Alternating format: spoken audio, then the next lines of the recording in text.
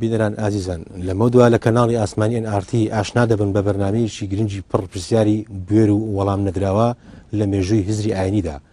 بەرنامەی بە بوێری دەبێتە وێزگەیەک بۆ ڕەخنەگرتن لەو دیوەونەی وتاری ئاینی لە کۆمەڵگەی کوردیدا. ئەو دیوەی کە زۆر جار واوێ ناکراوە کە دیوێکی حرامە و کەسبووی نییە شیکاری بکات. ئێمە لەم بەرنامەیەدا لە ڕێی وروژاندنی پرسیارە بوێرەکانەوە دەمانەوێت وەڵامی ئەو پرسیارانە وەربگرین کە زانایانی ئاینی لە ڕابردوودا یان بێوەڵام بەجیان هێشتون یان ئەو شیکار و تەفسیر و توێژینەوانەی کە لە ڕابردوودا کراون لە ئێستادا لای هەندێک لە توێژەر و ڕۆشنبیر و زانای تردا جێگای پرسیار و گومان و خوێندنەوەی تری نوێن. بۆیە لە بەرنامەی بە بوێریدا دەمانەوێت خوێندنەوەیەکی کوردیانەی فەلسەفیانە بۆ زۆر چەمچی گرنگ و شاراوە لە هزری دینیدا باز بکەین و وە بڕواشمان وایە شیکارکردنیان سوودێکی زۆر دەگەێنێت لە بیناکردنی کەلتوری لێبوردەیی و پێکەوە ژیان لە کەلتوری ئێمەدا. هەروەها دەبێتە کەناڵێک بۆ ئەوەی ئێمە بە جۆرێکی تر لە ئاین بڕوانین، ئەو جۆرەی کە تۆی بینەر ڕەنگە قبوڵی بکەیت و ڕەنجیشا ڕەتی بکەیتەوە. بەڵام گرنگ ئەوەیە لەم دیالۆگەدا بۆ یەکەم جار بە زمانی کوردی گوێویستی پرسیاری جیاواز و گوێویستی وەڵامی جیاواز دەبین دەربارەی ئاین. لەم بەرنامەیەدا ئێمە تەنها پرسیارەکان دەوروژێنین، شارەزایانی ئاینیش بە پێی تێگەیشتنی خۆیان وەڵاممان دەدەنەوە.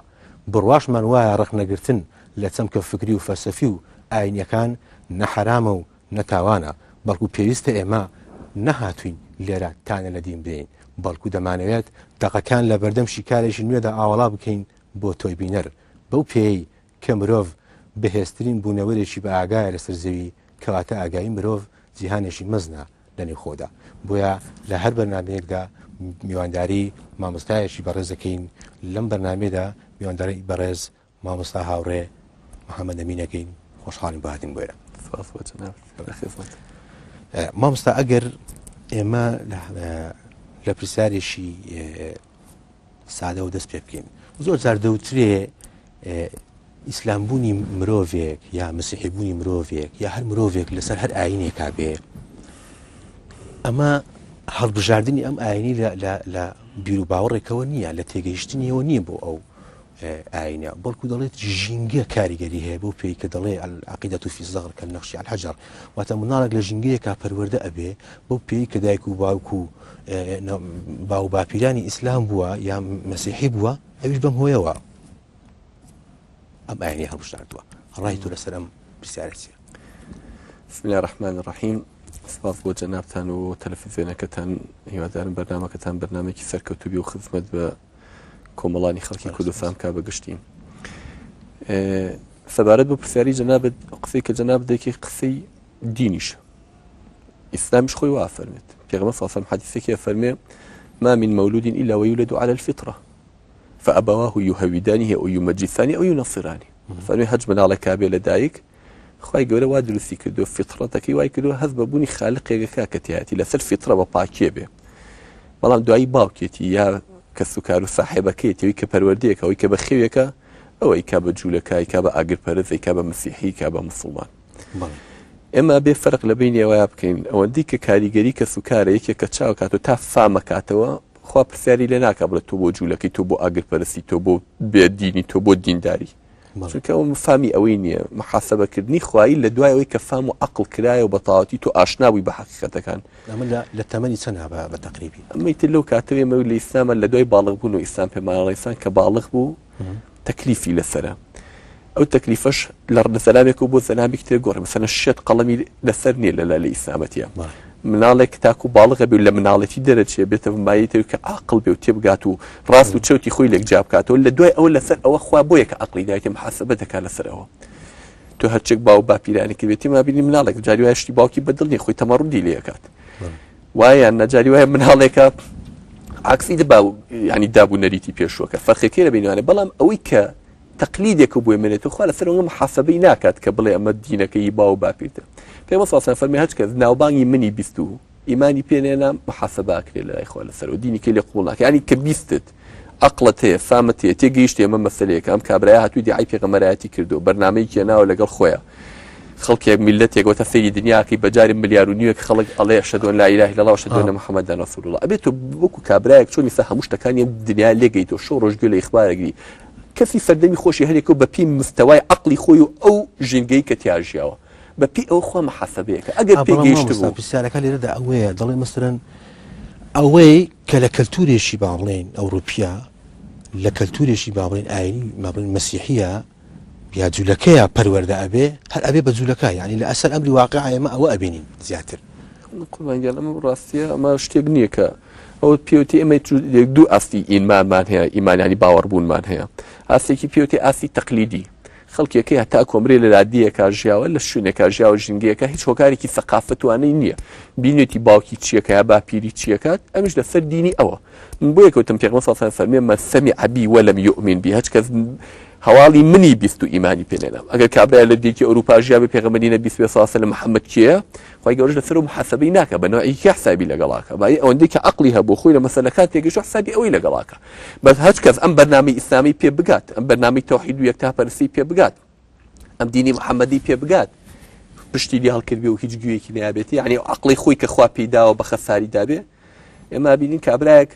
لەوانەی خوێنەواری نەبێ خەڵکی بازار هەموو لی کۆبنەوە ناتوان خەڵی خەڵەتێن وەرەقەیەک فێڵی لێ بکەن لە وەرەقەیەکە لە تیجارەت و کاسبیە بەڵام کە دێتە سەر باسی دینەکە وەڵڵێ نەمزانیتم شە چاوم لە دایک و باوکم کرد ئەی بۆ لەمایە چاو لە دایک و باوکم نەکرد باوکت دارتاژ بوو تۆ بۆچی مامۆستای زانکۆیت باوکت مەڕوو بزنی بەخێوە کرد ئەی تۆ بۆچی لەم لاوە سیارە دروست دەکەیت کەواتە تۆ ئەمە لە هەموو شتێکە ئەمیش وەکو ئەوە وایە ئەمە حەقایقێکە لە بەردەمتە ژیانت لەگەڵ پەیوەستە چواردەورت توێ لە بانگی محەممەدە بێ بپرساکی کاکەمە چییە خی گەورە ئەڵێ ئەو عەقڵت بە ساحی ئەمەدە بەکاری بێنە بیری لێ بکەرەوە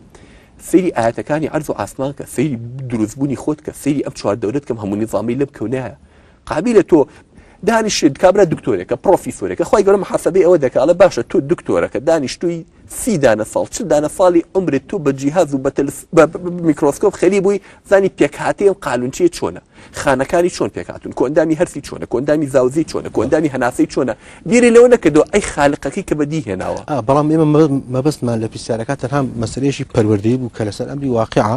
هەندێک لە ڕخنەگران ئەڵێن بۆ لە زۆر زانایانی علمی نەفسیش لە ڕووی تەربیەوە لە ڕووی پەروەردەکردنی مناڵەوە ئەڵێ مناڵێک تۆ چۆن پەروەردەی بکەیت هەر ئەوەی لێ دەرەچێ یعنی زیاتر مەبەستیان لە ڕووی پەروەردی مثلا بۆ نمونە یەکێک لەوانە یەکێک لەو زانایان سنجان پیاجێ ئەڵێ دە مناڵم بەرێ یەکت بۆکەم بە دکتۆر یەکت بۆکەم بە مهندس یەکت بۆکەم بە مامۆستا بەڵام من پەروەردەیان ئەەکەم کەواتە لێرەدا تاوانبوونی ئەو تاوانباربوونی ئەو کەسە لە چیدا ئەبێ ئەگەر مەسەرەن ئیسلام نەبێ بۆ نمونە بەڵێ خۆی ئیسلام بۆیە کە هاتووە هەنگێکە زەڕخنە لە ئیسلام ئەگەری ئەڵێ حینێکی تەسەلوتی هەیە مثلا لە قەزەی حکم و ئەمانەیە ئەو هاتوو بربەستەکان لە ڕێگەی ئیمانە نەهێڵێت وەکو هێز وەکو خۆ دەسەڵاتی ئیسلامی دەوڵەتی ئیسلامی خۆی ئەسڵی مەسەلەکەی ئەوەیە ئەوێ بربەست لە ڕێگەی ئەویان نێڵێ کە تۆ بە حوڕێتی خۆت بیر لە چواردەورکی تۆ تێبگەی گوێ لە حەقیقەتەکان بگریت و ئەوەی کە بەدڵتەوە دیگرە خۆی گەورە فەرمێ فمن شاء فليؤمن ومن شاء فليكفر لە دنیای حوڕی کردویت ئینا هەدەیناه السەبیل ئیما شاکرا وئیما کەفورا من ڕێگاکەم پیشان داویت عقلی داویتێ هۆکاری تێگەیشتنی لە هەموو حقایقەتەکان پێداویت نێردرایی بۆ نردووی حقیقەتەکانی بۆ ڕوون کردویتەوە ئەوەی لە لای تۆ شاراوەیە پێی ئاشنا کردویت کتێبێکی خۆی بۆ نردویت مۆری خوایەتی خۆی پێوەیە کە ئەگەر هەچ کەسێک بێت و بە ئینصاف و سەیری کات بووی دەرەکەوێت کە ئەمەم قورئانە کەلامی خوایە و پێغەمبەرەکانی بە توولی تاریخ سەڵات و سەلامی خۆیان لەسەر بێ ئەمەی نردوو خەڵکی پێ ئاگادار کردوونەتەوە بەڵگەی پیان نردوون معجزەی پیان نردوون هەموو هۆکارەکانی تێگەیشتنی پێ نردوون کە خوایەکیان هەیە و بۆ حکمەتێک دروستی کردوون ئەمە بەرەڵایی نیە و لە سڵسە ئەمانە لە خوانە دروست نەبوون شتێک نییە لەو عەرزە هەڵتۆقی بێ عەرزێک خۆڵێکی مردوو کە نە ئیرادەی هەیە نە هەستی هەیە نە پێکەنێ نە خەفە دەخوا ئەم زەلامە زیندووە لەو خۆڵە مردووە دروست بوو بە ئیتیفاقی هەموو دکتۆرەکان و عالمەکان کە ئیمانیشیان نییە بە دەلیلی ئەوەی کامریە بیتۆ بە چنگی خۆ ئەوەرە تێم گێنەدام ئەم زیندوو چۆن مردووە دروست بوو ئەمە خوای گەورە ئەوێ ئەم بربەستانە لابات دوای خۆت حڕیت لەسەر ئەو عەقڵەی کە پێدایی محاسبە دەکات لەسەر ئەو مەدای فەهمە ئەگەرێکی بواری فەهم و تێگەیشتنی نەبوو وەکو جەناب فەرموو بە تەقلیدە کۆنەکە هاتبوو ناوی پێغەمبەری نەبیست و عەقڵی ئەوەی نەبوو لە وەزع تێبگات و بەڵگەکان جیا بکات و خۆی گەورەش بە پێی عەقڵی خۆی قسەی لەگەڵاکە حسابی لەگەڵاکە ئێمە باسی خەڵکی عەقڵەکەین ئێمە مرۆڤ بە عاقڵترین مەخلوقی ئەم بوونەوەرە تێئەگەین نەمان دیوە لەم عاقڵتر بێت لەسەر ئەم عەقڵە باجی خۆی هەیە ئەبێ باجی ئەم عەقڵت بیت باجی ئەوەت بیت کە تۆ سەروەری هەموو ئەم کەونە و بوونەوەری هەموو شتێ بۆ تۆ مسەخەر کراوە لەبەر ئەوە بەپێ ئەوە مامەڵە لەگەڵا ئەکات ئەو حقایقانی کە ئەو پێناردووی ئەو داواکاری ئەو شتانی کە ئەو لە پێناویە تۆی دروست کردووە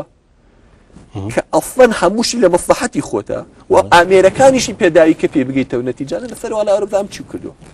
ئەمن دێ بەڵێ ئەگەر پرسیارشتر بکەین بڵێن چ جیاوازیەک هەیە لە نێوانی با بڵێن قورئان ئینجیل تەورات زەبور کە هەمویان باسی یەکتایی ئەکەن واتە یەک خودایی و هەمووشان قسەی خوددان بەڵام بۆچی چ جیاوازیەک هەیە مەسەرەن چ کارێک هەیە کە تۆ مەسەرەن قورئان هەڵبژێری یا ئینجیل و تەورات مەسەرەن زەبور هەڵبژێری جوان طبعا پێغەمبەرانە سەڵات و سەلامی خۆیان لەسەر بێ هەمووی بۆ یەک کار هاتوون بۆ خەڵکە بڵێن ئەڵڵا خوای ئێوەیە ئێوەی دروست کردووە پێویستی پێتان نییە بۆ حکمەتێ دروستی کردوون کە ئەوژەوەی خوا بناسن خوایەتی خۆیان لەسەر ئەرزە ئێمە لە عاقڵترین مەخلوقەکانین کە هەستین بە تەجسیدی ئەم واقعە بکەین کە خوایەکەی ئەم بوونەوەرە ئەبا بەڕێوە ئێمەش عەبدی ئەوین خوای تیا بناسین بۆ ئەمە بەستەش خوای گەورە پێغەمبەرانی ناردوو شریعەتی پیان ناردوو ئەو کتابانی کە خوا ناردوێتی بە پێغەمبەرەکانە دوو بەشە بەشێکیان لە هەموو دینەکانە نەگۆڕە کە ئەوش بواری عەقیدەیە ئەو حەقایقانی کە بۆ مامبازەکە دەرباری خوا دەرباری قیامەت و زیندوو بوونەوە دەرباری حەقیقەت و هۆکاری بوونی ئێمە لەم بوونەوەرەیە دەربارەی کوا چۆن کەون دروست بووە چیمان بەسەردێ بەرەو کیو ئەڕۆین ئەمانە لە هیچ کتێبێکیانە لەمە بۆ ئەو ئەمەندە جیاوازی نییە ئەوەی کە جیاوازی هەیە لە کتابێکی ئاسمانی و بۆ کتێبێکی تری ئاسمانیان لە پێغەمبەرێک و بۆ پێغەمبەرێکی تر علاقەی بەو شریعەتەوە هەیە کە خەڵکی ئەو سەردەمە پێویستیان پێی بووە یعنی بە پێی سەردەمەکە پێویستی سەردەمەکە تۆ کاتێک کەس گۆی زەوی هەموو گۆی زەوی 10 ملیۆن کەسی لەسەر ژیابێ لەگەڵ ئەم ڕۆیە کە 6 ملیار کەسی لەسەر ژی هەمووی تێکەڵ بوو هەمووی بە یەکات چووە ئەو نیزامەی ئەو ڕۆ بە کەڵکی ئەمڕۆ نایەت ئەمەی ئەم ڕۆژ بۆ ئەو ڕۆژە نابێت خەڵکانەکان لێکدا برابوون خوا پێغەمبەرێکی ناردوو بۆ وڵاتێک بۆ شارێک ناردوێتی بۆ وڵاتی بابل ناردوێتی بۆ میسر لەو کاتەیە بابل و میسر ئەگیان لە یەکتر نەبووە سینۆها باس دەکات لە هینەکەی گەڕێتەوە کە من لە میسرەوە هاتم بۆ بابل باسی هەگوینم بۆ پاشای بابل کرد خەریب و بمکوژێتی گاڵتەم پێکەی چۆن شتێکی مێشتێک ئەم شتەشی دینە ئاوە دروستەکە لەوێش خۆی باس دەکات لە تێلێکی خەپەی جوانیان هەبوو وەکو مراویەکانی لای خۆمان وا بوو مریش پیانە و مریشێک هێلکەشیەکرد لە هێلکی مراویەکانی خۆشمان خۆشتر بوو قەرارمە دواسانێکی بەرمەوە بوو ئەوێ یعنی لە بینی عێراق و لە بینی میسرە ئەم هینە تۆ نەزانی لێرە مریشەکەی ئەوە مریشکیان نەدیبێ ئەمە هێشتا هەنگوینی نەدیبێت دەوڵەتێکیشە حکومەکات و لایەکی دنیاش ئەم سەقافەت لێکدابڕانانەی جاران پێویستی بنەوە عەدی شەریعەت و نیزامێکە کرد کە تایبەت بێ بە خەڵکی و کاتەوە خەڵکی و کاتە ژیانیان بڵێ سەحەتیان قایمتر و خۆشتر و تەوتر و تەحملیشتیان زیاتر کردو لەگەڵ کەسێکی وەکو من و تۆی ئەمڕۆیە لەناو ئەم وەزع و قەرەباڵغی و جەنجاڵیە لەناو ئەم ئاڵۆزیە لەناو ئەم تەکنەلۆجیای ئەمڕۆیە شریعەت پێویست بەوە ئەکا بە پێی گۆڕینی کاتەکان و شوێنەکان خوای گەورە مڕاعاتی حاڵی بەشەری تیا بکە یعنی بەو پێی کە تەوراتی لە زەمانێک هێنا دوای پێویستی بە ئینجیل بوو بۆ زەمانە پێویستی بە دوای پێویستی بە باش ئەگەر وا بێ مەسەن هەندێک لە ڕخنەگران هەمیشە ئەو پرسیارە ئەکەن ئەڵێن ئەگەر وا بێ قورئانیش 1400 ساڵ بەر لێ ئێستا هاتووە شریعەتەکەشی ئێمەش بانگۆڕێ بۆ ئەم سەردەمەی ئێستا نابێ بۆچی دینێشترینە نابێ ئەوە دوو جوابەکەی بە دوو خاڵە یەکەمینیان گەورەترین حکمەتی خواوەکەی تر کۆتایی پێهێنا ئەگەر کۆتایی پێ نێنایە ئەوە ئەمڕۆ 1 ملیۆن پێغەمبەر و 1 ملیۆن کتاب لە بەردەستاوە چونکە خەڵک ئەمەندە زۆر بە وڵاتەکان ئەمەندە زۆر بووە ئەمڕۆ لە یەک کاتە بووە ئەلعان 1 ملیۆن پێغەمبەر خەریکی ئیشکردن بووایە و 1 ملیۆن کتابیش هەر یەکەشی هاتە خەریکی شەڕی بووە لەگەڵ قەومەکەی کاکە من پێغەمبەر و کاکە تۆ دەلیلی چی و بەچی ئیسلمێنیت و ئەدی موعجیزەکە و چی ئەدی پێمان بسەلمێنە و کەزانی ئاوە قەرەباڵە بۆ ئومەتان هەموو بە یەک کاتوونیتر خۆی زانێ مرۆڤەتی بەرەو چێڕۆ بۆ یەکە کۆتای بە مەسەلەی هێنا یەک بەرنامەی بۆ ناردوون حکمەتی خواژوای خواستوە ئەم بەرنامەیە ئەم بەرنامەی کە ناردوێتی قابل بەم تەتەوراتە بێ بەرنامەیەکی وەکو چۆن خۆمان بڵی لاستیکی بێت ئیستیعابی وەزعەکان بکات ئیستیعابی گۆڕانکاریەکان بکات کۆمەڵی سەوابیتی بۆ ئێمە داناوە ئەڵێ لەم سەوابیتانە لامەیە ماباقیەکەی تری ئارەزی خۆتە یعنی ئەم دینی ئیسلامە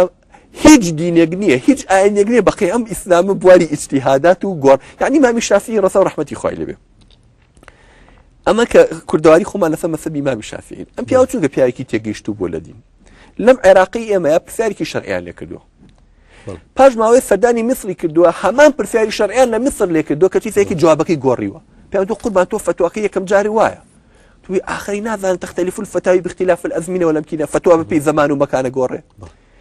مهمەوەی لە چوارچێوەی سنوورەکەی قورئان و فەرمودەکانی پێغەمبەر صلی الله علیه و سلم دەرنەچووە تۆ مهمە لە خەتەپانەکان لا نەدەیت تەشبینە وەکو چۆن ئەمڕۆڵەن دەستورەمە خەتی پانە قانوندا ئەندێ بە پێچی بەپێی دەستور مهمە تۆ لە دەستورەکە لا نەی بەڵام لە چوارچەوەی دەستورەکە قینە ئەم قورئان و ئەم فەرمودانی پێغەمبەری صلی الله علیه و سلم دەستورێکە بۆ ئێمە هاتووە دەستورێکی ئیلاهیە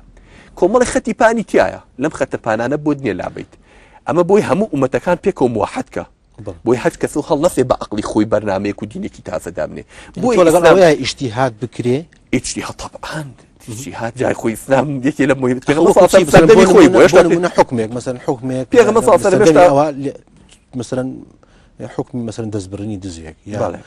او الثابت او قراني يا حكمي زنا كده يا حكمي لاستايا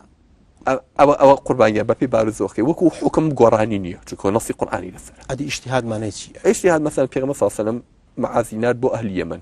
وتي توب بحاكمي في ديني خوان كو قضاوتیان لە بیننا بکە تاکو خەڵکەکە بە تاتی ئیسلام وەرەگرن پێیوت بەڕێی کرد خوا حافیزی لێکرد نەسیحەتێک کرد بەڕێوتی مەعاف حکم بە چیەکی لە ناو خەڵکەوتی بە قورئان تی ئەگەر شتێکی لە قورئانە دەست نەکەوت ئەوەی کە قورئانی لە بەرێ بوو چونکە هێشتا پێغەمبەر ماوە ساسێ هێشتا ئاەتی کە هاتە خوارەوە هێشتا قورئان تەواو نەبوو وتی ئەگەر شتێکی لە قورئانە دەست نەکەوت حکمێک مەسەلەیەک هاتە پێش و حەلەکی لە قورئان دەست نەکەوتی لە فەرمودەکانی تۆ یا ڕەسوڵ الله ئەماوەی کە لە خزمەتە وزام چۆنە حەل کردو تی ئەگەر لەوەشان نەوبینی بوو تێو کاتە ئیجتیهادی خۆم بکەم عقلي خوم تيفكرم برسوراكم شتيغاكم كمخالف القرآن والسنة النبي وخلقكش إفادة لكم أودي أيش فيود فليكن كالعلم بتي بيروز بيو علم اللي كاتن يشتا بيغمر ما أصلا مدرجة اجتهادي بجيش تبوها ولا كاني يشتا بيغمر سندين نمونة من هيلو ناحية أما برياردانا لستر كومون دياردا كلو استر ما نبوا يا حكمش مش أوالم اجتهاد لو بوارانه هي حالا بوارانه بالله توب من رشتي كتاب سدا هاتو يبو إسلام دينك نجورين الله يشوف كاك إسلام مجالي داي دخول اجتهاد كي مهم خطبانا كان مجورا مهم أو خطاني كخوي جورا داينا أبو مروفاتي شو كاجا هلكو بعقلي خوي كاتشان عقل هي أمره لسر أرزاء أبي أون الدين هبه كذب نامي أي كان آخرته أبي خوي جورا كومال الشدانت ثوابت بيت كأوخل كلا سري ربكون كفرق مني كمنو كابرايكي انجليزي وكابرايكي رشبيس وكابرايكي هندوسي وكابرايكي فلبينو اما انا هر همو كومل الثوابت معناه بيكو او عندي كثوابت كان اخوي قرا ثاني همو مروفاتي تيا موحدا اما دال ما بليلادن بوي همو يقبل ويق امتان لتشكيل بكريت فرقي امو او نبت حسابي خاتي ام جرابي لسخاتي او اول شيء كبا مصلحتي منطقه كو شو انا كهيا ليرو بو مجالي اجتهادي تيا اما شتێکە حەج کەسێ سەرەتایترین زانیاری دەربارەی ئاینی ئیسلام هەبێت زانێ بەرگای ئیجتیهاد هەیە و ئەم ڕۆژ لە هەموو کات زیاتر مثقفینی مسلمانان و زاناکانی ئیسلام بەپێی ئەو یاخود بڵین لە ڕوبەڕووی ئەو نەزعە کۆنە ئەبنەوە کە کەسانی وتیان تر دەرگای ئیجتیهاد داخراوە لە دوای ئەم چوار مەسەبە نابێت کەسی کە بیر بکاتەوە نابێت کەسی کە ئیجتیهاد دەبێت ئێمە ئاڵێ نەگەر شافعی ڕەزا و ڕەحمەتی خوای لێبێ من عاقڵ بوو بێ لە بینی عێراق و میسر لە ژیانی خۆیان فتوای گۆڕی بێ لەبەرەوەی وەزعەکە و بارودۆخەکە جیایە بۆ من نییە لە دوای 1200 دانە ساڵ من فتوای کتێبێکی مەذهبی شافعی بێنم کە لەوانەیە هی خۆی نەبێت چونکە شافعی ڕەزا و ڕەحمەتی خوای لێبێ هەر چوار ئیمامەکەی کە مەذهبەکانیان هەیە بۆ معلوماتێ با پێ بڵێم هەر چوار ئیمامە بەڕێزەکە کە من زۆر معجبم پیان و بەڕاستی ئەمانە عالمی تەواوەتی بوون بۆ چونکە هیچ کامیان یەک کتێبی فقی لە دوای خۆی بەجێ نێشت و خەڵک بە قسەیان بکە پەیوەندە پێ لەوانەیە شتۆ لا غەریب بێ لەوانەیە زۆر لەوانەی کە لە بواری ئاینیشە ئەخوێنن کتێبێکی فقییان بەجێ نێشتەوە چوارە ئیمام ئەبوو حەنیفە ڕەحمەتی خوای لەبێ کتێبێکی بەناوی الفقه الأكبر لەوانەیە وازانین باسی فقەکە کاتێک خێتوە سێکی باسی عەقیدە کە بیر و باوەڕ یەک کتێبی بەجێ نێشتەوە باسی فقی تیا بێ بابەکانی فقه وەکو ئەوەی کە ئەمڕۆ خوێندێت خەڵک لێی لانەیە پێی بوتێ مەذهەبی حەنەفی مالکی تەلەبەی ئەو بووە يكتبي لدوام بجماعة إيش بيوتي موطأ بس حديثي بيغميتي أصلا يكتبي فقهي شريعة اجتهادات بجنيشتو شافعي تلبي مالكي رضا ورحمة إخوان لبي شافعي كتابك من بمنانهم خدوه يعني أمي شافعي تو سرتها وكيتي كاتي كاتشمي خمسيكم ولا قال الشافعي رحمه الله وأفتى الشافعي رحمه الله سيكم تلبكاني لدواء خوي هاتور قول كان يكوكلو توفتوا كاني نك خوي نثيبتي كومال الرسالة هي لأصول الفقه على شون فتوى دركي نك فتوى دان على الشوازي فتوى دان كنا ببابد بيبتسم بنا ما الرسالة كيكي لقرن ترين خالكانت يا أي جواب فتوى بفي زمان ومكان بمراعاتي بكريت فقه واقع إمام أحمد تلبي أوا يكتب فقهين يكتب حديث بيوتي مسند إمام أحمد كواتا أم شوار عالم بريزة شنكا خوان شعر زاب الذين نهاتون فقه ابن سنو بو خلق بيبا الشريعات بيبا بديل قرآن والسنة ثوابيد لا إما بس تنها قرآن والسنة في غير تفسير كان ينجاواز نين بو حكم كان نخير قربان اشتا كان مجالي بسيط تيا مثلا قضية دزنيوشا أو يعني الله دزنيوشا كأشكي ولا ناشكي لذلك سري كسي بيناشكي بو مسألة هەردووکیشان دروستە لە شەرعی ئیسلامەتی هیچ مشکلەیەکمان نیە وڵێ ئەگەر بە ئانقەز بوو دەستی بەدەستی ئافرەت کۆشکی یان ئەگەر بە حاڵبەری کێشکی بۆ احتیاطەن دەستیەکان بە وشەی لەمز ئەمە دنیای پێکە ئەو نابێ شتێکی بەسیتە و لە شتێکی نایە بەڵام کەسیان ناتوە بڵێ ئەمیان بڵێ خوایەکە یان بڵێ نەخێر دوان هێنا نەعوذ بالله. ئەگە بێنە سەر پرسیارێکتر زۆر جار ئێمە لە منبەری مزگەوتەکانیشە و لەو خەڵکیشە پرسیاری ئەوە ئەکەن ئەڵێن باشە مثلا خدا وەک کە قورئانی پاراستوە وەک کە ئەڵێ من قورئان ئەپارێزم باشە بۆ تەورات و یا ئینجیل و یا زەبور و یا سوحف ئیبراهیم و یا هەموو ئەمانەشی نەپاراست چ پێویستی بەوە بوو ئەم هەموو کتێبە بە دوای یەکابێنی تەنها یەک کتێبی بێنە وایە خدا زانایە بەتوانایە هەموو شتێک ئەزانێ و ئەزانەیە کە مرۆڤەکان لەم ڕۆژەی لەدایک ئەبوون و پێش لەدایک بوونیشی و تا دواتریش ئەزانێ چی ئەکات و چی ناکات بۆ کتێبێشی نەهێنا کە هەموو خەڵکەکە لەسەر ئەم کتێبە بڕۆن هەموو خەڵکەکە بڕە بێ کتێب هەبێ بۆ ئەوەی ئەم دوژمنایەتی کە ئێستا شای بینین لە نێوانی ئاینەکانە کوشتنی مرۆڤەکان و دروستبوونی دەیان کێشە لە نێوانی مرۆڤەکانە دروست دەبێ خۆی بەهۆی بوونی ئاینە جیاوازەکانەوە جوازەکان نیە ڕخ نەگران ئەڵێن بەهۆی بوونی ئاینەکان هەموو برا یەکتر هیچی مشکلانەکە لەکتران نەبوو پێغەمبەرەکان هەر هەموو هاتوون و تویانە یەک خوا هەیە کە ناوی ئەڵڵاهەتەوە قیامەتێکی زیون بوونەوە چاکە پاداشی خێرۆرەگری خراپکە پاداشی شەڕۆرەگری هەمیان هاتون و قسەیان کردو پێغەمبەرەکان هەمووی برای یەکتر هیچ مشکلێکی وایە نییە ئەمەی شەڕی ئاینەکانە ئەوە شەڕی ئاینەکان نییە ئەوە شەڕی کەسانێکە کە ئاینیان کردو بە داردەستێک بۆ مەصالیحی خۆیان جعل لە ناو یەک ئاینیشە ئەمە فرقێکە و فرقێکی کێ لە ناو یەک فرقەشە ئەمە جەماعەتی فڵانە و من جەماعەتی فڵانە خۆوازانی شەڕ هەر لە بینی ئاینەکان هەبووە خۆنی کە لەناو ئاینەکان لەناو خۆیان ئەوەی کە پرۆتستات و ئەرسەزۆک زیاترە کوژن ئەوەی کەوا سنە و شیعە یەکتری قەت و ئاب کردووە ئەوەندەی کەوا لەناو مەذهەبەکانە خۆیان بەزم و ڕەسمێک هەبووە ئەمە عیلاقی بۆ نیە بە دینێکی جیازمە ئەمە مەصالحی کۆمەڵێک کەس بۆ دینی کردو بە دادەستێک بۆ ئەمە ئینە قەت مشکلەی بینی ئەم دین و ئەو دین نەبووە ئەمە خاڵێکەش سەبارەیەوەی کە وتیم خوای گەورە بۆچی هەرێک جارەوەی نێنای خۆرێ لە ئەوڵ باسی ئەوما کرد وتما خوای گەورەی سێتیم شتە لەسەر خەڵق قورس نەکە بەپی بەرژەوەندی و خەڵکای دینی لە مەصلحەتی خەڵک هێناوەتە خوارەوە ئەسڵی دین بۆ سێمە بەستدانراوە دین کە خوای گەورە دینی داناوە شریعەتی داناوە لەسەر ئەرزا بۆ سێمە بەستە یەکەم تەنزیمی عیلاقەی خەڵک بە خواکەیانەوە دووهەم تەنزیمی عیلاقەی خەڵک بە دەوری خۆیانەوە یەک لەگەڵ یەکترا مجتەمع سێهەم تەنزیمی عیلاقەی خەڵک لەگەڵ خودی خۆیانە هاتووە فێرکات چۆن مامەڵە لەگەڵ خوا خەڵک خۆت دین بۆ ئەمە هاتووە خەڵکێک لە وەفعێکا ژیاوە لە سەردەمانێکە کە هیچ عین و تەکنۆلۆژیایەکی تیا نەبووە خەریکی ڕاو بۆ بەڕاو بە کۆمەڵێک زەرعاتێکی زانی بێ پێیژیاوە لەگەڵ تەکنۆلۆژیایەکی ئەمڕۆیە پێ بڵێ یەک بەرنامەت بۆ بێ بەڵام ئەمڕۆیەک لە دوای محەممەد وسلم کە ئیتر حەزارەتەکان تێڵکێش بوون ئیتر هەموو سەقافەتەکان بێک بوون سنووری بینی دەوڵەتەکانەوە نەبوو کەس ئاگای لە کەس نەبێ دوای ئەوەی کەوا مرۆڤەکان هەموو بە یەک گەیشتون وەکو چۆنەڵە حیواری حەزارات و تێکەڵبوونی حەزارەتەکان و میلەتەکان لەگەڵ یەکترە اینجا پێویستەکە کە یەک بەرنامەی بۆ بێنێتە خوارەوە کاتە مڕعاتکردنی حاڵی خەڵک و وەفعی خەڵک و بارودۆخی خەڵک بووە سەبارەت بەوەشکەوە بۆچی قورئان بپارێزرا و تەورات و ئینجیل نەپارێزراوە یعنی مەبەستیان لەوەدا ئەوەیە زۆرجار جێبستی ئەوە ئەبین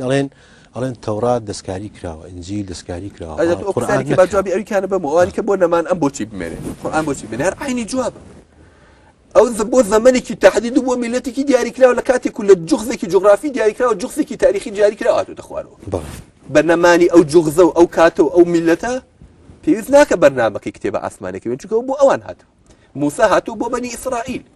عیسا هاتووە بۆ بەنی ئیسرائیل نەهاتوە شریعەتی بێنێ لەگەڵ خۆیان بۆ معلوماتە عیسا ناتوە شریعەتێکی تازە ناوێ ئەڵێ من هاتووم بەس تەنها چی بکەم تەوراتەکەی موسا پاکەمەوە لەو خۆش و خاڵێکی پێتانەوە کرد لەو هەموو بوختانی کە بەدەمی موساوە کردوتانە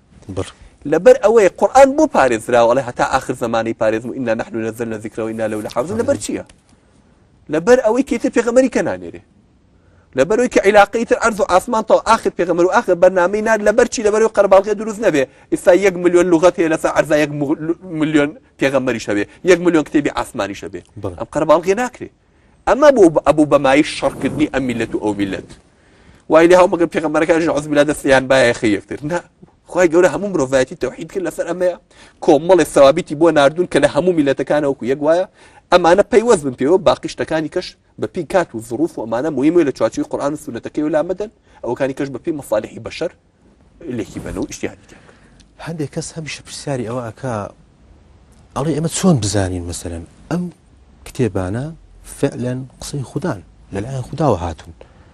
چ نیشانەیەک هەیە مەسەلەن یەک لەوانە بۆ نمونە تەورات یا ئینجیل یا قورئان مەسەلەن بۆ میلەتی کورد کە ئیسلامە ئەڵێ هیچ کەسێک نەیدیوە کە جوبرائیل قسە ئەکا کەس محەممەدی نەدیوە سەڵات سامی خوای کەس خوای نەدیوە کەس نەیبینی کە جوبرائیل لای خوا هاتوو قورئانەکەی هێنابێ کەس گوێ لە دەنگەکەش نەبووە ئەڵێن هەمووی ئەڵێن ئەمە چۆن ئەگەر وابێ هەر کەسێ دێ و هەندێک قسە ئەکا و ئەڵێ من پێغەمبەرم شتە جوانە قسار خۆی لە خۆیشی بکاتەوە بڵێ بۆچی بۆ محەممەد چوە سەر بۆ کابرایەکی نەخوێنوار کە نەزانێ ناوی خۆی بنووسێ ئەی چۆن بۆی چوە سەر ئەم هەموو خەڵکی چۆن هەڵخەڵەتان ئەم هەموو زانا و پرۆفیسۆری چۆن هەڵخەڵەتان ئەگەر تەنها ئیدعایەک بوو بێ بیرانی ئازیزان و خۆشەویست دوای ناوبڕێکی کورد وەگەڕێنەوە لاتە بینرانی بەڕێز فەرموون لەگەڵ تەواوکردنی بەرنامەکەمان مامۆستا ئەگەر لەو پیسارەوە دەست پێ بکەینەوە کە چ بەڵگەیەکی منطقی هەیە وەک ئەوەی کە دەڵێن وەک ئەوەی کە خۆت وتت ئەی بۆچی بەرنامەکەی سەرکەوت ئەی بۆچی مەسەلەن پێغەمبەر کابرایەکی نەخوێندەوار بوو بەڵام توانی سەرکەوێ ئەمە ئەکەن بە نیشانەیەک بۆ یعنی شەرعیەدان بەوەی کە قورئان کەلامی خوددا بێ وەکەوەی هەندێک لە ڕەخنەدان ئەڵێن لە کاتێکە پرسیاری ئەوەشەکەن لە کاتێکە گومانیشان هەیە لەوەی کە نەخوێندەواریش بوو بێ ئێمە قەزەی قورئان ئەگە هەر بەوەندە بێ کە ناحەیەکی بەلاغی بوو بێ یاخود شتێکی بەسیط بوو بێ و خەڵکی کە هاتوێ لاسایکە بێتەوە بە توولی تاریخ بە بەردەوامی خەڵکانێکە بۆ ویسانە مەعارەزەی قورئان بکەن و شتێکی وەکو قورئان دروستکەن. ئێمە مەسەلەی قورئان ئەگەر بینە سەر باسی قورئان زۆری فەرقە لەگەڵ تەورات و ئینجیلە. تەورات و ئینجیل و عەرزم کردن ئێمە جارێک پێش هەموو شتێ باش شتێک عەرزی جەناب بکەم. قورئان بۆچی ئاوە بە بێدەستکاری ماوەتەوە کەس ناتوانێت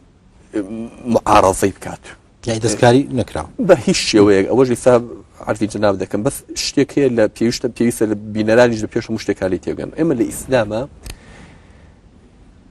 قورئان کەلامی خوایە حەدیثی نەبەویمان هەیە کەلامی پێغەمبەر ساسم قسەی پێغەمبەر ساسەلەم شتی کەشمان پێوتی حەدیثی قودسی حەدیثی قودسی ماناکە لەلایەن خواوەی دراوە بە پێغەمبەر ساسەلەم بەس پێغەمبەر ساسەلەم بە تعبیری خۆی دەری بڕیەوە. قورئان لەفزەکە و معناکەی خوایە طبعا هەموو شتێک لە دنیا لغەی عەرەبی بێ کوردی بێ هەر زمانێکە بێ قسەکردن کەلام قسە لە دوو شت پێگیە لە لەفظ و لە مانا لە لەفظ لەگەڵ مانا.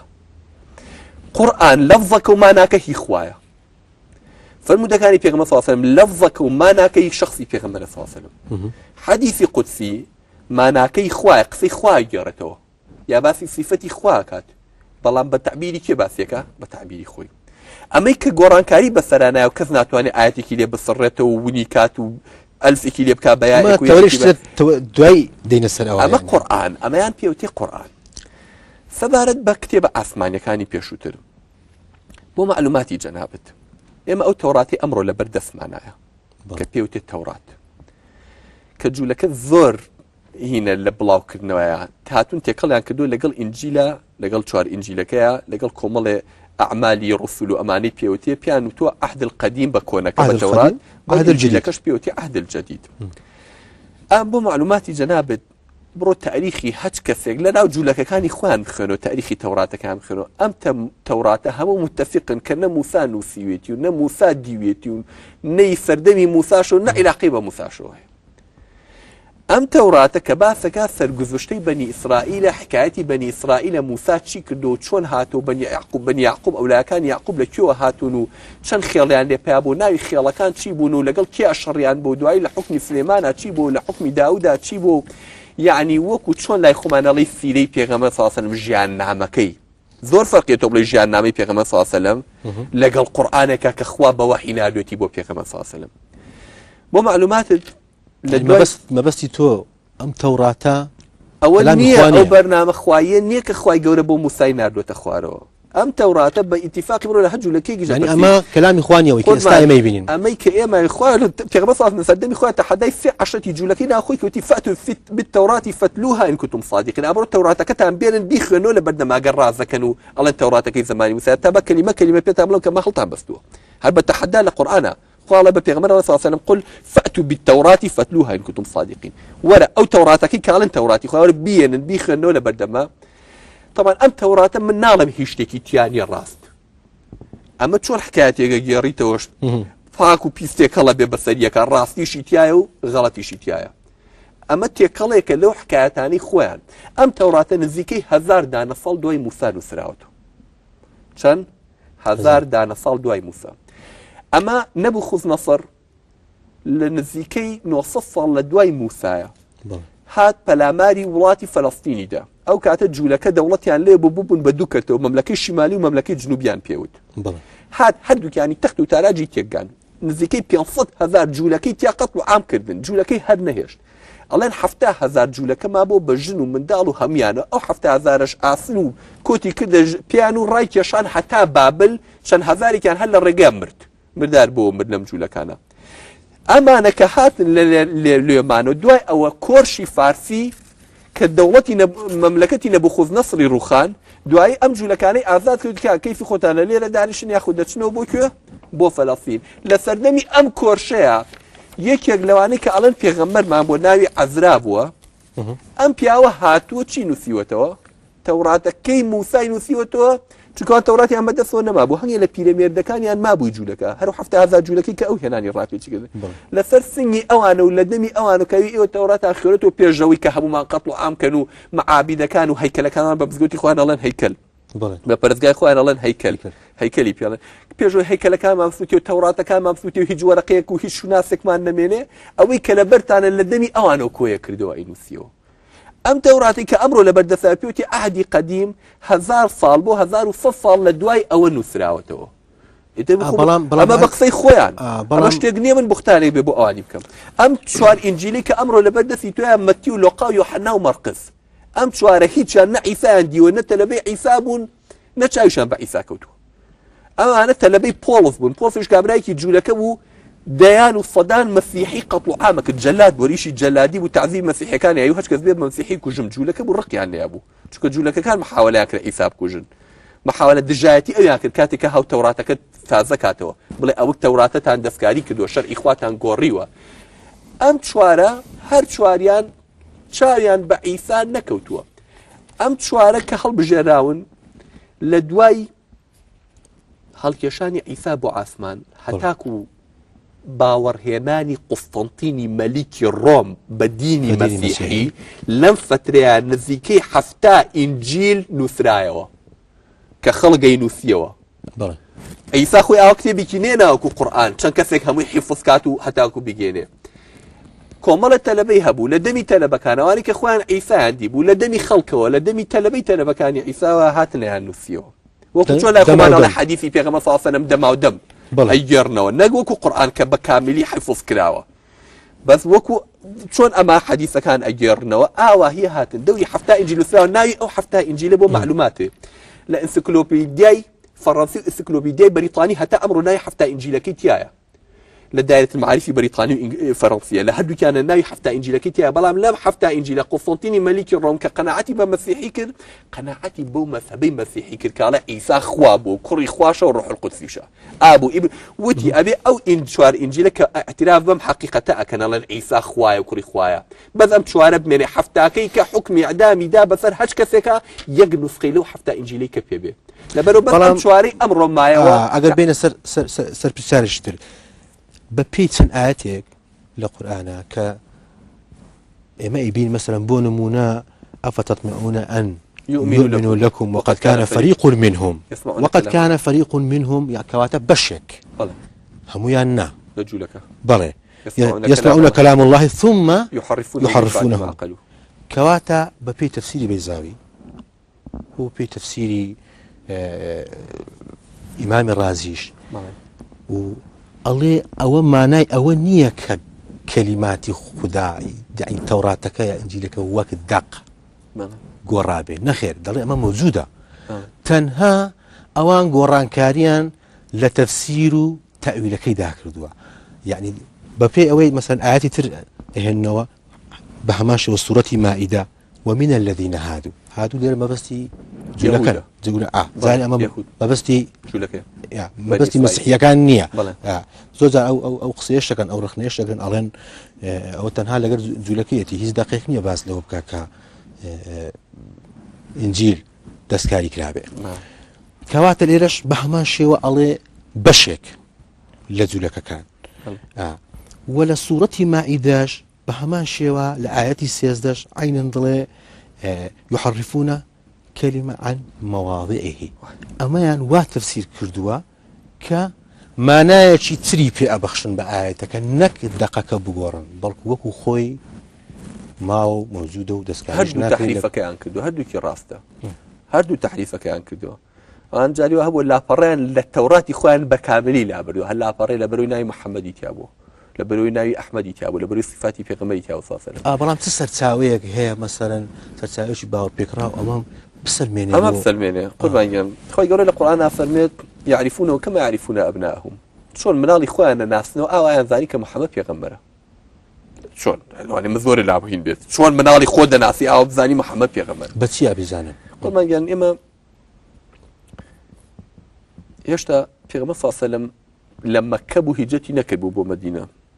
لە سیری بنی شام و لە سیرەکانی کە بۆمان باز دەکاتکەوە وەفدێکیان نار جوولەکەکان بچن دووراودور متابعەیان پیاوەکەن کاڵە من پێغەمبەرم زانە ئەو سیفەتانی تیا کە لە تەوراتەکە ئێمەیە هاتووە مشکلی جوولەکە چی بوو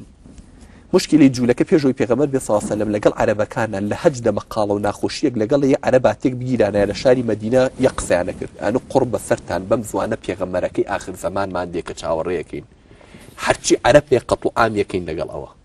ئێمە بین بە سەروەر و گەورەی دنیا بەڵام ئەمە بە پێی ئاەتێکی قورئانیە کە ئەترسن لەوەی وایە پێغەمبەرێکی تر دێ چاوەڕێیان نەکرد کە پێغەمبەرێک بێت مواصفاتی پێغەمبەریان باز دەکرد بۆ ئەوە کاتێک کە ئەم پێغەمبەرە هات سەیریان کرد عەرەبە و مواصفاتەکانی هەموو تایە و جوولەکە نەبوو وتیان کەواتە ئێمە تیاچین بەدەستی عەرەب ئێمە ئەو قبوڵ ناکەین ئێمە تەنازل بۆ ئەو ناکەین طبعا گەورەترین عالمی جوولەکەی سەردەمی پێغەمبەر صلی الله علیه و سلم کە لەناو ئەو سێ عەشرەتەیە بوون کە بەنی قەینوقاع و بەنو نەظیر و بەنو قوڕەیزە بوون ئەمە سێ عەشرەتی گەورەی جوولەکە بوون گەورەترین عالمیان کە لە هەمیان عالمتر بوو گەورەتر بوو هەر تەقدیسیانە کە لە مەگەیان لا پیرۆز و دیندار بوو کابرایە بوو ناوی عەبدوڵڵای کوڕی سەلام بوو عەبدوڵڵای کوڕی سەلام ئەم پیاوە ڕۆژێکیان بە بێدەنگ هاتە لای پێغەمبەر صلی الله علیه و سلم هاتە لای پێغەمبەر صلی الله علیه و سلم بەڵێ چەند پرسیارێکی لە پێغەمبەر کرد صلی الله علیه و سلم پێغەمبەر صلی الله علیه و سلم جوابەکانی دایەوە تی ئەخرەگە جواب بەمەوە ئیمان دێنی وتی بەڵێ جوابەکانی دایەوە قەناعەتی پێ کرد شایەتمانی پێهێنا بە پێغەمبەر صلی الله علیه و سلم پێغەمبەر صلی الله علیه و سلم ویستی ئەعلانی کە بۆ جوولەکەکان کە بڵێەوە گەورەترین عالمتان هاتووە موسڵمان بوو ئەم عەبدوڵڵای کوڕی سەلامە چی بە پێغەمبەر بڵێ صلی الله علیه و سلم وتی یا رسول الله ئین اليهود قوم بهت قومێکی بوختانچین بەخوا بڵێ ئائیسەکانە عەبدوڵڵای کوڕی سەلامەوە هاتۆ موسڵمان بۆ باوەڕی کردووە لەنجا عەبدوڵڵای کوڕی سەلام کێ وەک پیاوە ئەو خوێنەوارە و هەر بەشەر و حسابی بۆ ناکەین ئەیوتی چی بکەین وتی قوربان بایا کە گەورەی عالمی جوولەکەکان بانکە منەچمە ئەودی پەردەکەەوە هەر لەم ژوورەیە دانیشم لە خزمەت جەنابتە پرسیاری منیان لێ کە بڵێ چۆن پیاوێکە عەبدوڵڵای کوڕی سەلامەوەتانە عیلمی باوەڕتان پێێتی فقەتان بە ئیمانێتی بە عەقیدەیەتی ئەگەر وتیان باشە اینجا منێ دەرو دڵە کاکەم شادێم کە محەممەدە پێغەمبەری خوا اینجا زانە چیم پێکرد بەس ئەگەر پێشەوە پیان بڵێ هەر پێشەوە ئەڵێن پیا و خراپی وا هەر نەبووە ئێمە هەر بە بەشەری دانایە حسابیشی بۆ ناکەین ئۆکەی خوێنەوارە بالفعل ئەوەی کە خۆی وتی خۆی زانی هەروە هاتە دی پێغەمبەر صلی الله علیه و سلم سەرکردەی جوولەکەکانی بانکرد عالمەکانی بانکرد و هەنگێ پرسیارێکردن وتی باشە عەبدوڵڵای کوڕی سەلام لەناو ئێوە چۆن پیاوێکە هەموو مەتحیان کەوتیان لە هەموو تەلەبەی ئەو بووین و ئەو وایە و گەورەمان و سەردارمان و یەکێکە لە متەقیەکانمان و حافظی تەوراتە و ئەمەیە و ئەوەیە و تی ئاوە سیقتان پێێتی وتی وتی دەی عەبدوڵڵا وەرە دەرەوە کە هاتووتی کاکەم شایەتمان منەوە کە محەممەدە پێغەمبەری خوا فێڵ و درۆشی لەگەڵا مەکەن ئەمە ئەو محەممەدێک کێمە هەموو جا لە تەوراتە هەڕەشەمان پێ لە عەرەبەکانە کردووە هەموو سیفەتەکانی محەممەدەش ئەوە تا لەناو تەوراتەکەی ئێمەتیایەتی بوو بەدەنگە هەمیشە ئەمە قوربان لە سەردەمی پێغەمبەر صلی الله علیه و سلم لە لای جوولەکەکان بەرامبەر بە پێغەمبەر صلی الله علیه و سلم ڕۆژێ عومەر ئەم عەبدوڵڵای کوڕی سەلامەی بان کرد لە دوای وفاتی پێغەمبەر صلی الله علیه و سلم وتی عەبدوڵڵا خوا لە ئاەتی لە قورئانە فەرمێ زۆر لە ئاسیا وەستاوم هین بووم پێی وەستاوم لە ئاسیا فەرمووی چییە وتی خوا فەرمێ یعرفونه كما يعرفون أبناءهم ئەڵێ جوولەکە چۆن ئەولاکانی خۆیانە ناسن ئاوازان محەممەد پێغەمبەری خوایە ڕاستە ئێوە ئاوا ئەتانزانی کە محەممەد پێغەمبەری خوایە وتی وەڵات زیاتر وتی ئەمە عەبدوڵای کوڕی سەلام کابرا عالمە جوولەکەی کە موسڵمان بوو وتی چۆن زیاتر وتی لەوانەیە پیاو لە ژنی خۆی بە گومان بێ بڵێ وەڵام ژنەوانەی خیانەتێکی لێکرد بێت مناڵە لە مەدیە ئەمە تەنهاش بەڵام بەسە بوو ئەوەی قەناعەت بکەین ئەمە بۆچی بۆ باسی تەوراتەکە بۆ دێنمەوە کە ئەمە تحریفی تەوراتیان کردو من باسی کۆنێ بۆ ناکەم لەوانەیە باوەڕ نەکەی هەرچی وەڵگەیەکە بۆ ێنمەوە بەڵام خۆ توانی تەوراتێکی نوسخەیەکی 50 ساڵ لەمەوە پێشبێنی لەگەڵ نوسخەیەکی ئیستاە تازە تەباکراوە اینجا بزانێت چی گۆڕانکاری لەبینایە خۆ تۆ ئەتوانی نوسخەیەکی تەوراتی سامری نوسخە ئەسڵیەکەی کەماوە یەک نوسخەی ئەسڵیەی تەوراتی ئەخ نەموو بوون بە دوو دەوڵەتەوە دەوڵەتی عبرانی دەوڵەتی سامری ئەوانەی سامیریەکان پێیان شیمالەکان عبرانیەکان کەواتە نوسخە ئەسڵیەکەش ماوە کەواتە نوسخەی نەخێر نوسخەی سامی ئەوەی 1000 ساڵ لە دوای ئەوە بۆ بازەکەم دوای ئەوی کە نووسیانەوە هەردوولا هەردووکی دوای 1000 ساڵ لە بۆ پێشە بە سامریەکان نەوەی ئەوان بەجیان نووسیانەوە نەوەی عبرانیەکانیش بەچی بەجیا بڕۆ بینی ئەوان و ئەوان میخەنەوە دوو فەرقی لە دەرێنی کتێبی شێ هەر فەرق و جیاوازەکان ئەگەر حەزەکرد پیشانە دێم هەر لە بینی دوو تەوراتەکەیە کە نووسیوانێتەوە من شتێکی بچووک عەردی جەناب دەکەم بۆی خەڵک تێبگایێت کە ئەم فەرقە چەند تا چ ڕادەیەک باسی کۆنیش بۆ ناکەم باسی ئێستا بۆکەم بڕۆ ئینجیلێک بێنە ئەهد جەدیدێک لە بازاڕە پەیاکە تەبعی 70 ساڵ لەمەوە پێش بێت هاي بووە وەکو خۆڵیش وایە بڕۆ سەر ئیسحاحی 14 یۆحەنا بخوێنەرەوە لەویا بۆ بازەکات ئیسا سەلامی خوای لەبێ نەسیحەتی تەلەبەکانیەکە ئەڵێ ئەم دین و ئاین و بیر و باوەڕی کە من بۆم هێناون لەسەری بمێننەوە دینەکە مەگۆڕن هەتاکو فارقلیتێت یا بارقلیتێت کەی فارقلیت هات ئەو بە زمانی خوا قسەتان لەگەڵاکە و کاتە شوێن ئەو کۆن بەس تا ئەو دێ دینەکەی من نەگۆڕن چین پێوتن و تعلیماتە مەگۆڕن طبعی تازە عینەن ئیسحاس کەلیمە چین پێوتن و تعلیماتە مەگۆڕن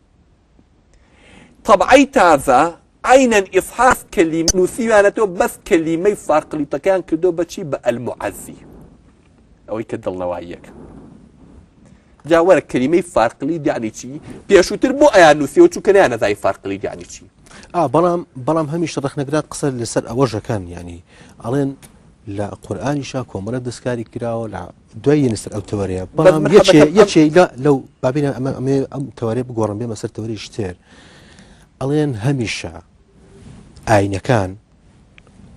ئەم سیفەتانەی کە باسی خوددا دەکا سیفەتی مرۆین یعنی مەسەلەن بۆ نمونە ئەڵێ هەموو ئەو تایبەتمەندانی لە مرۆڤدا هەیە لە خوددادا دەبیندرێ و مەسەلەن خوددا تووڕە دەبێت خۆشەویستی هەیە ناڕەحەت دەبێت و مەسەلەن تووڕە دەبێت لە هەرچووکەوتی کەسێک یا غەزەب دەیگیرێ لێرەدا پرسیارەکە ئەوەیە ئەگەر خالقێک کە بێ سنوورە بە پێی منطق ئەبێ ئەم سیفەتانی مرۆڤی تێدا بێ یا مەسەلەن ئەڵێ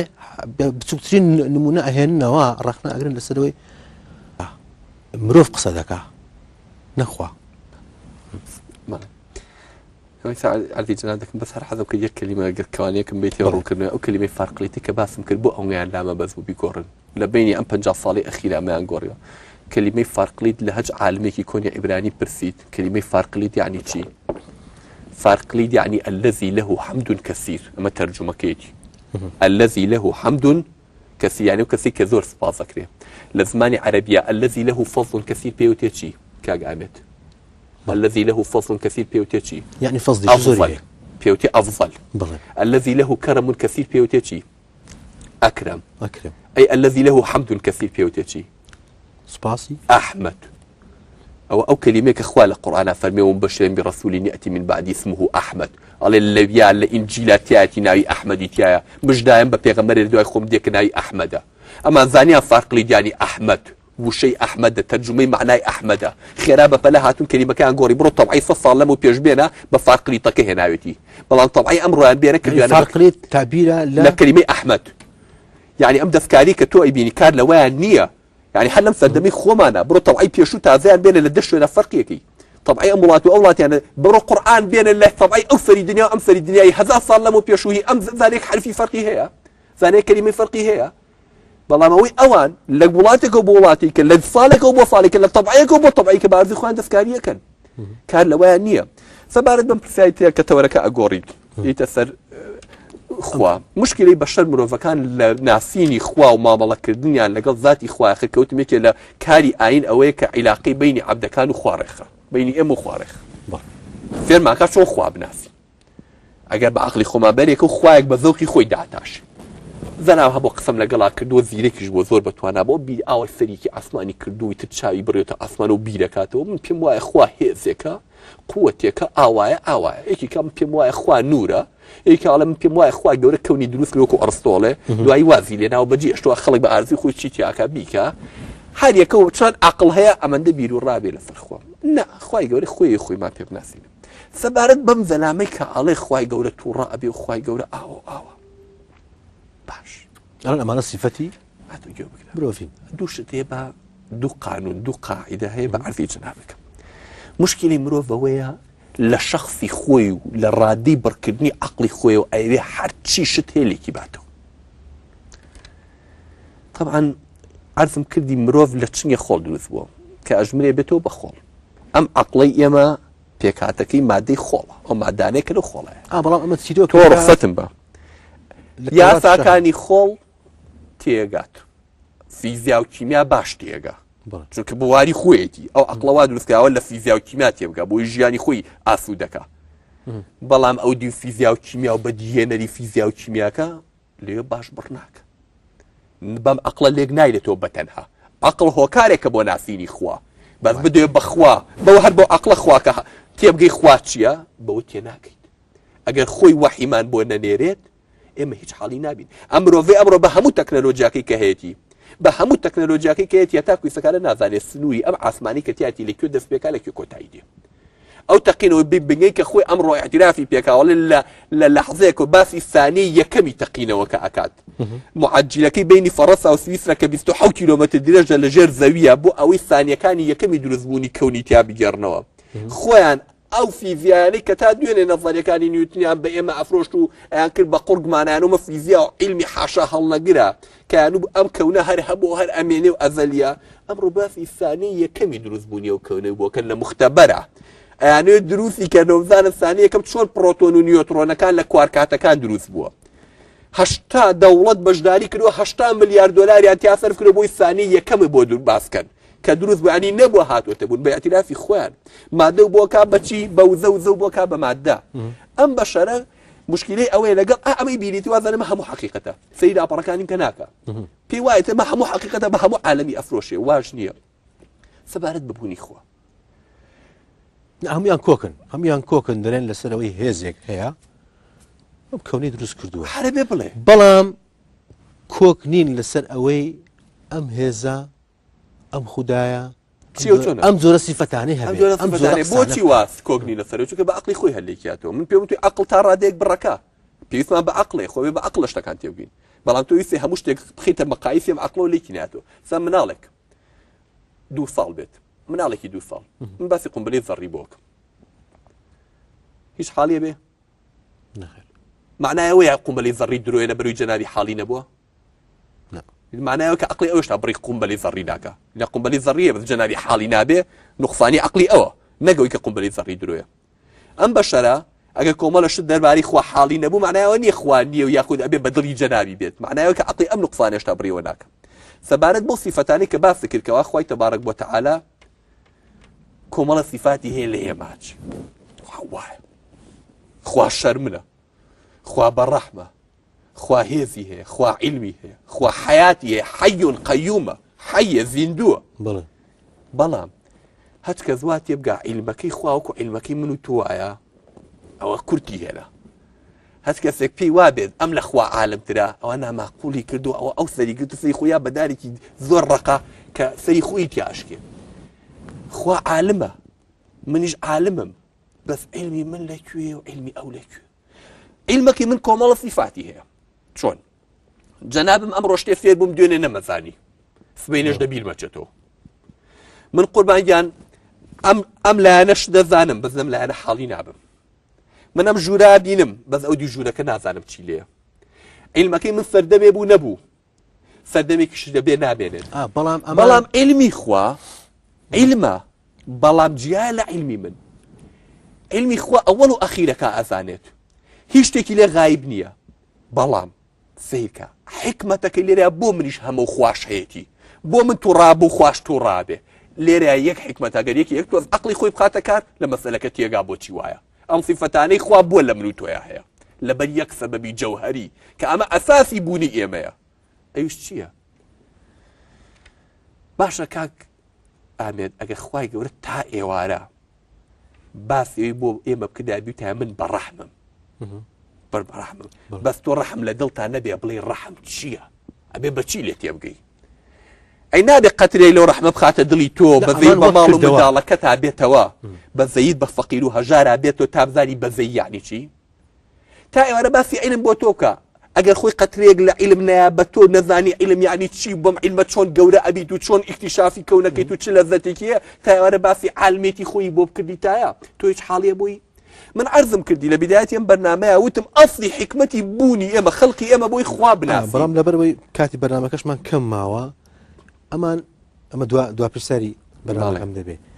ئەڵێن ئەم سیفەتانە مەسەرەن شعری شاعیرێک هەیە کردویانە بە پرسیار ئەڵێ زەوی لە چاو ئەم نۆ هەسارەی ئاسمان وەکو دەنکە خەشخاشێکە لە ناو دەریا دە تۆش چاو لە خۆت کە چەنێکی لە چاو ئەم دەنکە خەشخاشە هێندە بە خۆت پێ دەکەنی مەبەستی لەوەدایە کە تەنها خۆر 100 ملیۆن جار لە زەوی گەورەترە ملیۆنێک و 300,000 زەوی گەورەترە ئەی لە چاو نۆ هەسارەکەی زەوی ئەبێت چەند بێ هیچ ئەی تۆ لە چاو ئەم زەوی کەون و کائیناتە لە چاو مەجەڕاتەکانی کە ئاڵێن چۆن ئەکرێ خوددایەک هێندە گەورە بێ هێندە بەتوانە بێ هێندە زانا بێ هێندە عالم بێ ئەم هەموو کەونە دروست بکە بێ ڕێک ڕخنەکەیان وانووسیوە ئەڵێ بێت دەم لە ناو دەمی ئەبوو لە هەبا بنێ بڵێ تە بە تێدا ئەبی لە هەبی وتە بە ماغنا ئەنهوو چۆنە بێ خوددایە خۆی بێنێتە ڕێزی مرۆڤەکان و بێ من ئەم پرسیارە بە کورتی چوە دوا پرسیار من ئەلەمە زەلامی کە قساکە بێڕێزی بەرامبەر بە مرۆڤ فەکات خوای گەورە ئەم ڕێزەی ناوە ئەڵێ وەلەقەد کەڕەمنا بەنی ئادەم ڕێزم لێ ناویت مەجاالەوەی یاوە من ڕۆژی 5 دانەجا بڵێ موجهت وەجهی للذی فطر السماوات والأرض بڵێ لەقەد خەلقنا الإنسان في أحسن تقويم بە هەموو مەلایکەتەکان بڵێ سوجدە برن بۆ ئادەماڵێ من ئەو ڕێزم لە تۆ ناوە ئەم لێرەوە هاتووە سوکاتی بە مرۆڤگە خۆی وڵێ بە کەمەزانێت لەم لاشۆ باسی واکە کەەوە ڕێز بۆ مرۆڤە گێڕێتەوە خوا ڕێزی لە مرۆڤەوە ئەو نوع کەسانیانێ ڕێزەکەی مرۆڤ نەهێڵن خوای گەورە ئەم کەونەی هەموو لەبەر خاتی بە پێماناڵێ ئەڵێ ئەم هەموو لەبەر خاتی ئەوە ئیستیعمارم کردوون لەسەر ئەرزە ئێوەم کردووە بە خەلیفە خەلق لەکم ما فی الأرض جەمیعا هەرچی لەناو ئەرزایە بۆ ئێوەم دروست کردووە وا بۆم ڕەخسانەی بۆی لە خزمەتی جەناب تابێ کەچی پێی ناخۆشە کە خوا قسەی لەگەڵا بکات و لای سۆفەکانی خۆمان قسەیەکەکەن هەرچەندەکو حەدیثی نییە ئەڵێ هەموو ئاسمانەکان و کەون جێگەی منیتیان نەبووە بەڵام لە دڵی عەبدی ئیماندارمان جێگەم بۆتەوە خوا ئەمەندە ڕێزی لە مرۆڤ بەڵام مرۆڤ خۆی ئەو ڕێزە نەهێڵێت بۆیە کە پێی عەجیبە عەقلیشی قبوڵی ناکە ئەوێ خوا بە پێی ئەو زەوقە بێ کە خۆی هەیەتی ئیتەخەزە ئیلاهەه هەواه ئەم خوایەکێوێ کە بە پێی ئارەزوی خۆی بێ هەمیشە ئەڵێن ئەم سیفەتانە چونکە لە ئینسانە هەیە ئینسان لە ناخی خۆیان بە قسەی چیە خوددایەک مەسەرەن وا دروست ئەکا خۆی خوا باسیەکە ئەڵێ مەسەرەن خۆی ئەڵێن لە کۆنا وتراوە کە خوددا مرۆڤی لەسەر شێوەی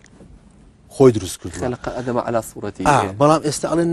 ڕەخنەگرەکان ئەمەیان عەکس کردوتەوە دڵێن ئەوە مرۆڤە خوددا لەسەر شێوەی خۆی دروست دەکات ئەو دوو قسەیان هەردووکیان هەرێکە بە لای خۆیەوە مرۆڤەکان یە خوایەک بۆ خۆی داتاشێ هەیە خواکی لە دار خورما دروست کردووە لە خورما مەبەستیان لە لێکدانەوە نامە بەسەکەشان هەر منش بە مەسەی کایڵە مەڵەمە قسەی کە ئەو توێتی ڕاستە خۆی هاتوو خۆی خوایەکی بۆ بە زەوقی خۆی دروست کردووە بە کوردی چوە کاتی بەرنامەکەم گوتای بەڵێ ئەڵێ خوایەکی بە زەوقی خۆی دروست کردووە ئەوە هەرو ئاەتێک کە خوا فەرمێ ئیتەخەزە ئیلاهەه هەوا ئارەزوی خۆی چۆنی بەدڵ بووە ئەوەی کردووە بەخوا ئەوەی لێداتاشیوە نەک خوای ڕاستەقینە چۆنە کەسانێک هەیە ئەیانوێ حەقیقەتەکە بدۆزنەوە خوای ڕاستەقینە چۆنە ئیتر من بەدڵم نییە بۆیمە ڕاستیەکە بدۆزمەوە کەسانێکی ژەوەی چاو نوقێنە لە چاو ڕاستیە ئەوێ شتێ بۆ خۆی داتاشێ و بەمە بڵێ ڕاستی جا فەرقی بینی ئەم دوانە ئەوەی عەقلی هەبێ خۆی لێ تێگە بڵێ بیران و ئازانی خۆشەویست لێرەدا هاتینە کۆتایی بەشی یەکەمی بەرنامەکەمان بەرنامەی بە وێری تا بەشی دووهەم بەخواتان ئەسپێرین